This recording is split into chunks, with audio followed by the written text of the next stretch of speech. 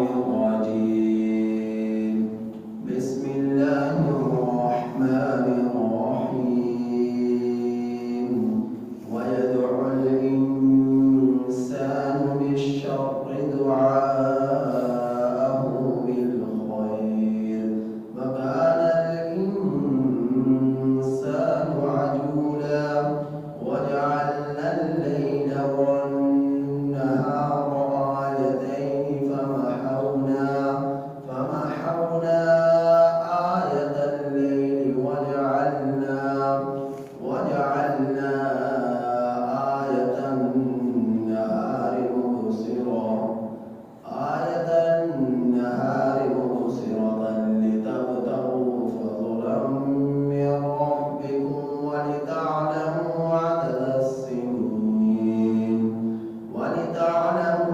عدد السنين والحساب وكل شيء فصلناه تفصيلا. سورہ بنی اسرائیل کی آیت نمبر 11 تا 12 آپ حضرات کے سامنے تلاوت ہوئی. یہ سورہ بنی اسرائیل کی آیت نمبر 11 تا 12 آپ حضرات کے سامنے تلاوت ہوئی. ان آیات کریمہ کا ترجمہ یہ ہے وَيَدْعُ الْإِنسَانُ اور انسان مانگتا ہے بالشر برائی کو دعاءہ بالخیر جیسا کہ اپنے لیے مانگتا ہے بھلائی کو. وَكَانَ الْإِنسَانُ عَجُولًا اور ہے انسان بہت جلد باز. وَجَعَلْنَا اللَّيْلَ اور ہم نے بنایا رات کو وَالنَّهَارَ اور دن آیتین دو نشانیاں فَمَحَوْنَا بس ہم نے مٹائی آیت اللیل رات کی نشانی وَجَعَلْنَا اور ہم نے بنائی آیت النہار دن کی نشانی مبصرۃ روشن لتبتغوا تاکہ تم تلاش کرو فضلا من ربکم اپنے رب کی طرف سے فضل ولتعلموا اور تاکہ تم جان لو عدد السنین سالوں کی گنتی والحساب اور حساب کو وکل شیء اور ہر چیز فصلناہ ہم نے اسے تفصیل سے بیان کیا. تفصیل سے بیان کرنا اور ہر چیز کو ہم نے تفصیل سے بیان کیا. تفصیل سے بیان کرنا. پیچھے آیات کریمہ میں آپ حضرات نے اس بات کو سنا کہ قرآن کریم تمام انسانوں اور تمام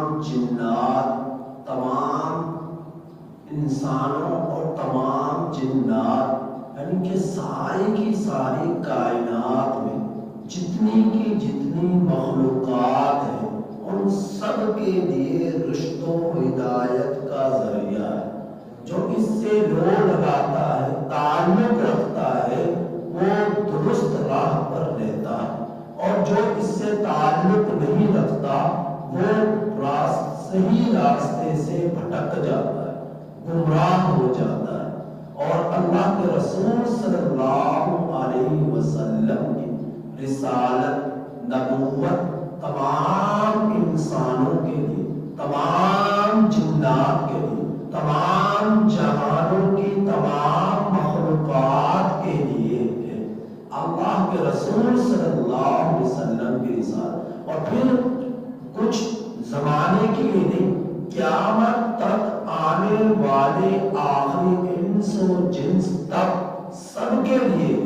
آپ صلی اللہ علیہ وسلم کے بعد کوئی نبی کوئی شریعت کسی کو نبوت و رسالت نہیں مل سکتی۔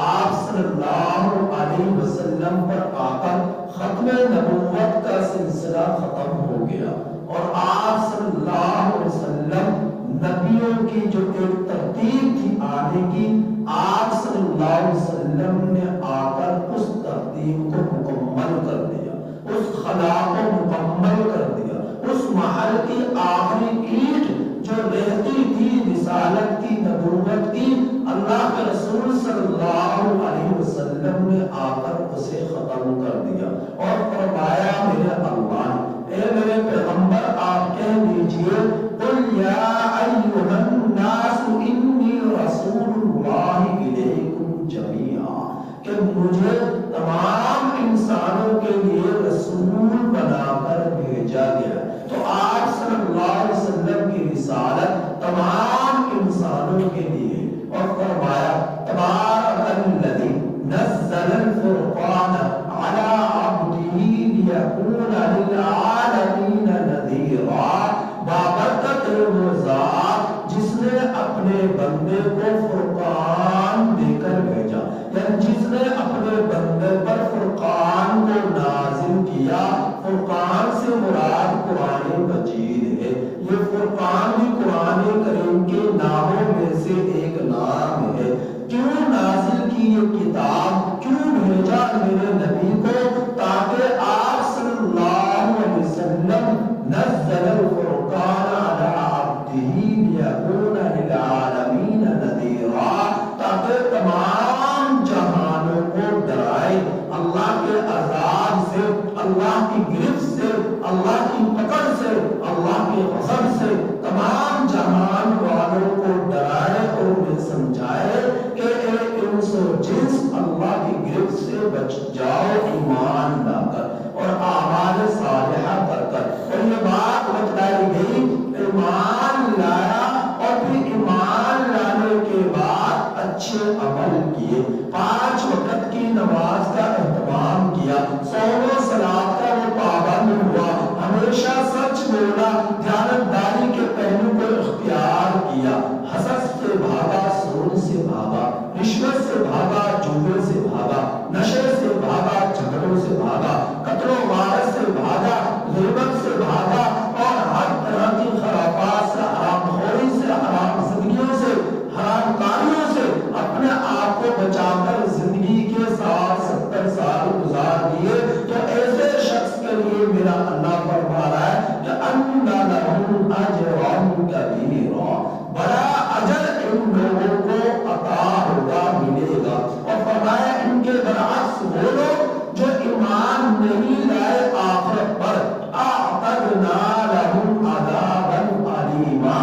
ہم نے ایسے لوگوں کے لیے دردناک عذاب تیار کر کر رکھا ہے، قبر میں بھی، حشر میں بھی، جہنم میں بھی، اور موت کے وقت موت کی سختی کی صورت میں بھی، اور دنیا میں بھی اللہ نے ذلت اور رسوائی رکھی ہے ایسے لوگوں کی زندگیوں سے سکون سلب کر کر، جو اللہ کو یاد نہیں کرتے، اللہ پر ایمان نہیں رکھتے، آخرت کی فکر نہیں کرتے، ان کی دنیا اور آخرت دونوں جہاں برباد ہو گئے۔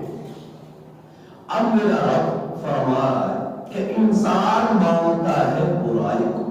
جیسا کہ مانتا ہے بھلائی کو۔ اب ہم اللہ سے فریاد کرتے، یا اللہ کاروبار میں برکت دے، یا اللہ زندگی میں برکت دے، یا اللہ مال میں برکت دے، یا اللہ سکون والی زندگی عطا فرما، یا الہ العالمین اولاد عطا فرما، یا الہ العالمین گھر کا سکون عطا فرما۔ ہم لوگ جو ہم سے بن پڑتا ہے اللہ سے فریاد کرتے، دعائیں مانگتے، تو دعا ہر جائز کام کی مانگنا یہ بھی عبادت ہے۔ اللہ سے دعا مانگنا ایک مستقل عبادت ہے، اور اللہ کو یہ بہت پسند ہے۔ وَإِذَا سَأَلَكَ عِبَادِي أَنِّي فَإِنِّي قَرِيبٌ، اللہ خود فرماتا ہے کہ میرا بندہ مجھ سے مانگتا ہے میں اس کے قریب ہوتا ہوں، کتنا قریب ہوتا ہوں، نَحْنُ أَقْرَبُ إِلَيْهِ مِنْ حَبْلِ الْوَرِيدِ، اس کی شاہ رگ سے بھی زیادہ اس سے قریب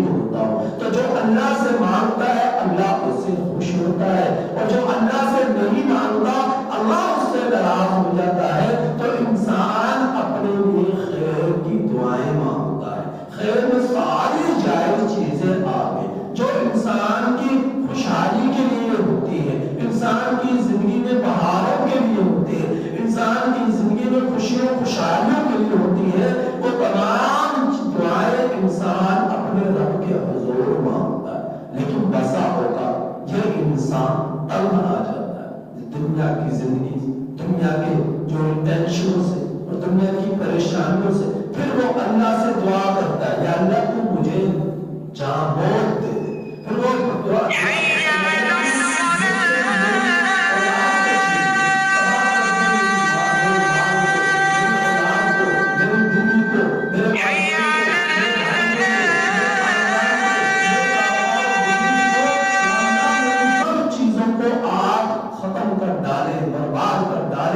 اللہ تعالیٰ سے تنگ آ کر موت کی وہ دعائیں مانگتا ہے، حالانکہ ایسا کرنا اس کے لیے جائز ہے۔ اللہ فرمانا کہ جس طرح خیر مانگتا ہے اسی طرح بسا اوقات پریشانیوں میں جو ہے پھنس کر وہ اللہ سے بدعائیں کرنا شروع کر دیتا ہے، دعائیں مانگنا شروع کرتا ہے اپنی بربادی کی دعائیں مانگنا شروع کر دیتا ہے۔ یہ اللہ رب العزت کی نعمت کی ناقدری اور جو ہے اس طرح دعا مانگنا جو اپنے نقصان کے لیے ہو، بیوی بچوں اور خاندان اور کاروبار کے نقصان کے لیے ہو، اس کو شریعت جائز قرار نہیں دیتی، یہ حرام ہے۔ اور فرمایا کہ اس طرح دعا مانگنا بسا اوقات ایسا ہوتا ہے، اب اس میں اللہ تعالیٰ فرمایا وَقَالَ الْإِنسَانُ عَجُولًا، ہے انسان بہت جلد باز، جیسے کہ غصہ چڑھا پریشانی آئی تو دعائیں کرنا شروع کر دیں، جیسے کہ غصہ چڑھا پریشانی آئی تو دعائیں دینا شروع کر دیں، کبھی اپنے بچوں کے لیے، کبھی اپنے فیملی کے لیے، کبھی اپنے اہل و عیال کے لیے۔ اللہ فرما رہا ہے بہت انسان جلد باز، صبر کیوں نہیں کرتا، صبر کیوں نہیں کرتا، یہ جلد باز ہے، اپنے لیے اپنی بربادی کی دعائیں مانگ رہا ہے۔ تو فرمایا کہ میرے نبی نے بے بسا اوقات ایسی گھڑی ہوتی ہے جو قبولیت کی گھڑی ہوتی ہے، تمہارے منہ سے جو الفاظ نکلے اللہ کے ہاں وہ قبول ہو گئے، اور اللہ نے تمہاری اس دعا کو جو تم نے اپنے اہل و عیال کے حق میں مانگی، اپنے لیے مانگی، اپنے کاروبار کے لیے مانگی، اللہ کے ہاں وہ مقبول ہو گئی، اور اللہ کے ہاں جو مقبول ہو گئی تو پھر اب تو تم نے غصے میں بدعا کر لی، پھر تم پریشان ہو گئے، پھر پریشانی میں اپنے آپ کو ڈال دیا۔ جب ہوش آیا، جب ذرا اگر ٹھکانے پر آئی کہ میں کیا کر بیٹھا، میں کیا کر بیٹھا، تو فرمایا کہ ایسا نہیں کرنا چاہیے، بدعائیں نہیں دینی چاہیے، ہمیشہ خیر کی دعائیں مانگنی چاہیے۔ آگے میرے رب نے فرمایا وَجَعَلْنَا اللَّيْلَ، ہم نے بنایا رات کو، وَالنَّهَارَ، اور دن کو، آیتین، دو نشانیاں۔ دیکھیں کبھی رات آ رہی، کبھی دن آ رہی ہے، اللہ کی بہت بڑی نشانی، قدرت کی بہت بڑی نشانی ہے کہ اتنا بڑا دن اچانک وہ روشن دن تاریکی میں بدل گیا۔ یہ کیسے بدلا ہے؟ اسے کوئی ذات بدلنے والی ہے۔ اتنی تاریک رات کئی گھنٹوں پر مشتمل، پھر اچانک وہ تاریک رات روشن ہو گئی، اجالا نکل آیا، ہر چیز عیاں ہو گئی۔ یہ اللہ کی کتنی بڑی قدرت کی نشانی، تو یہ اللہ کی دو نشانی۔ پھر ان نشانیوں میں دیکھیں رات کو میرے رب نے سکون کے لیے بنایا، سکون کے لیے بنایا، وَجَعَلْنَا اللَّيْلَ لِبَاسًا، بطور لباس کے بنایا تاکہ رات کی تاریکی تمہیں چھپا دے اور تم اس رات کی تاریکی میں آرام کر سکو، اپنے جسم کو راحت پہنچا سکو۔ اگر 24 گھنٹے اس